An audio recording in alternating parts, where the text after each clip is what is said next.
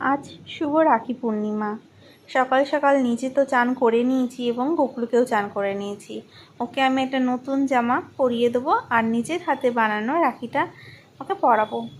তো আমার নিজের কোনো ভাই নেই জানো তো, তাই আমি আমার গোকুলকেই নিজের একটা ছোট্ট ভাই হিসেবে আমি এই রাখি পূর্ণিমা বা ভাই ফোঁটায় ওকে ফোঁটা দিই, রাখি বাঁধি। দেখো ওকে পরানো জামাটা হয়ে গেছে। এবার আমি একটা ময়ূরের পালক, বাঁশি, একটা লাড্ডু, বড় লাড্ডুকে ছোট্ট একটা লাড্ডু দিয়েছি যাতে ওর হাতে ধরে, আর এই হাতে রাখিটা বেঁধে দিলাম। তো দেখো কত সুন্দর লাগছে। এবার আমি একটু ফুল দিয়ে সাজিয়ে নেব, দিয়ে আমার গোপলুকে খেতে দেবো। একটা সুন্দর মিষ্টি এনেছি আমি পছন্দ করে বেছে। লাড্ডু তো প্রত্যেক দিনই খায়, আজকে একটু অন্য ধরনের মিষ্টি দিয়েছি। আজকে আমার রাখি পূর্ণিমাটা এইভাবে কাটলো আমার গোপলু ভাইয়ের সাথে।